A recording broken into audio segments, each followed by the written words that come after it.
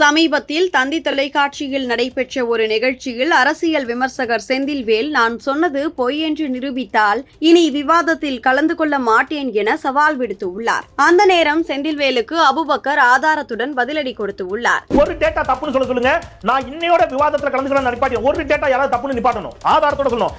Literacy ரேட்ல 17வது இடத்துல தமிழ்நாடு இருக்குது அப்படின்னு நான் சொல்லும்போது செந்தில்வேல் மறுத்தாரு.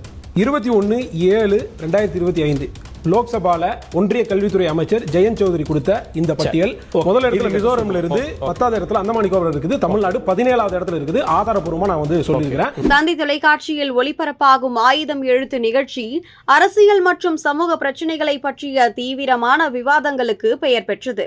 இந்நிகழ்ச்சியில் சமீபத்தில் நடைபெற்ற கல்வியில் சிறந்ததா தமிழ்நாடு, திமுக விசஸ் எதிர்க்கட்சிகள் என்ற தலைப்பிலான விவாதம் மாநில அரசியல் அரங்கில் பரவலான கவனத்தை பெற்றது. இந்த விவாதத்தில் திமுக ஆதரவு அரசியல் விமர்சகரான செந்தில்வேல் தமிழ்நாட்டின் கல்வி முறையானது தேசிய அளவில் முன்னோடியாக உள்ளது என்று வாதிட்டார்.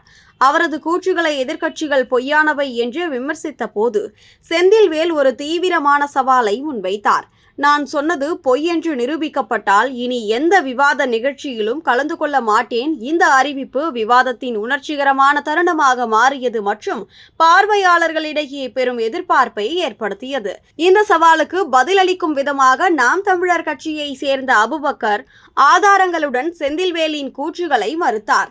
அபுபக்கர் தமிழ்நாட்டின் கல்வி நிலை குறித்து மத்திய கல்வி அமைச்சகத்தின் அறிக்கைகள் NITI ஆயோகா 2024-2025 கல்வி மதிப்பீட்டு அறிக்கைகள் மற்றும் Annual Status of Education Report போன்றவற்றில் இருந்து தரவுகளை மேற்கோள் காட்டினார். அவரது வாதங்களின்படி தமிழ்நாட்டில் பள்ளி கல்வியில் டிராப்லெட் விகிதம் 10% உள்ளது. இது தேசிய சராசரியான 8.2% விட அதிகம். மேலும் மாநிலத்தில் உள்ள 30% பள்ளிகளில் ஆசிரியர் பற்றாக்குறை நிலவுவதாகவும் கிராமப்புற பள்ளிகளில் உள்கட்டமைப்பு வசதிகள் பற்றாக்குறையாக இருப்பதாகவும் அவர் சுட்டிக்காட்டினார். தேசிய கல்விக் கொள்கை 2020 முழுமையாக செயல்படுத்துவதில் தமிழ்நாடு பின்தங்கியுள்ளது என்றும் இது மாணவர்களின் கற்றல் தரத்தை பாதித்து உள்ளது என்றும் அபுபக்கர் ஆதாரங்களுடன் விளக்கினார்.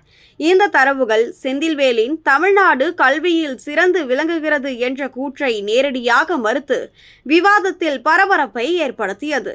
இந்த விவாதம் தமிழ்நாட்டின் அரசியல் மற்றும் கல்வி நிலை குறித்து பரந்த விவாதத்தை தூண்டியது. செந்தில்வேலின் சவால் மற்றும் அபுபக்கரின் ஆதாரங்களுடன் கூடிய பதிலடி சமூக ஊடகங்களில் வைரலாக பரவியது. எக்ஸ் தளத்தில் திமுக ஆதரவாளர்கள் அபுபக்கரின் தரவுகளை தவறானவை அல்லது பழையவை என்று விமர்சித்தனர்.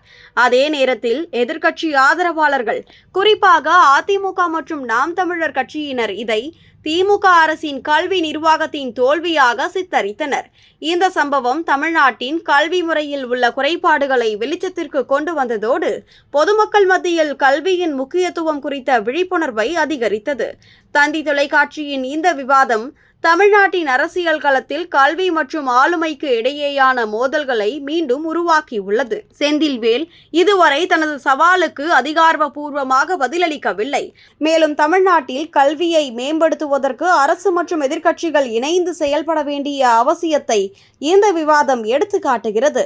இத்தகைய ஊடக விவாதங்கள் பொதுமக்களுக்கு அரசியல் மற்றும் சமூக பிரச்சனைகளை புரிந்து கொள்ள உதவுவதோடு அரசின் பொறுப்புக்கூறலை உறுதி செய்யும் ஒரு கருவியாகவும் செயல்படுகின்றன. இந்த சம்பவம் தமிழ்நாட்டின் கல்வி முறையை மறுமதிப்பீடு செய்யவும் அதில் உள்ள குறைபாடுகளை சரி செய்யவும் ஒரு தூண்டுதலாக அமையலாம்.